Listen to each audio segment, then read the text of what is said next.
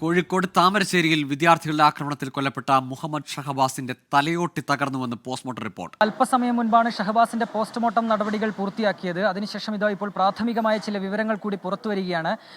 അതായത് ഷഹബാസിന്റെ തലയോട്ടി തകർന്നു. ഈ ആക്രമണത്തിൽ ഷഹബാസിന്റെ വലതു ചെവിക്ക് മുകൾ വശത്തായി തലയോട്ടി തകർന്നു.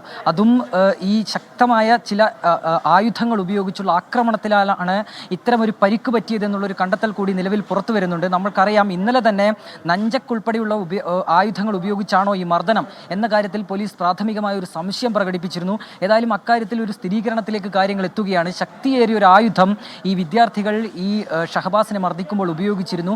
ഈ ആയുധം ഉപയോഗിച്ചുള്ള ആക്രമണത്തിലാണ് ഷഹബാസിന് ക്രൂരമായ രീതിയിൽ മാരകമായ പരുക്ക് പറ്റുന്നത്. അതും തലയോട്ടി തകർന്നു എന്ന് പറയുമ്പോൾ നമ്മൾ ആലോചിക്കുക, എത്ര ഭയാനകമായ രീതിയിലുള്ള ഒരു ആക്രമണമാണ് അവിടെ നടന്നത് എന്നുള്ളത്.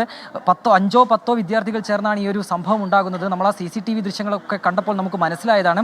ഒരാളെ വളഞ്ഞിട്ടടിക്കുകയാണ്. അതായത് ഷഹബാസിന് നേരെ വലിയ രീതിയിലുള്ള ഒരു ആക്രമണം ഇന്നലെ ഉണ്ടായിരുന്നു. ഈ ആക്രമണം നടക്കുമ്പോൾ ഇവരുടെ കൈവശം ആയുധമുണ്ടായിരുന്നു എന്നുള്ളതാണ് നിലവിൽ ഇപ്പോൾ ഏറ്റവും ഒടുവിൽ പുറത്തു വരുന്ന വിവരം. നേരത്തെ തന്നെ നഞ്ചക്കുൾപ്പെടെയുള്ള ആയുധങ്ങൾ ഈ വിദ്യാർത്ഥികളുടെ കൈവശം ഉണ്ടായിരുന്നു എന്ന് പോലീസ് പറഞ്ഞതാണ്.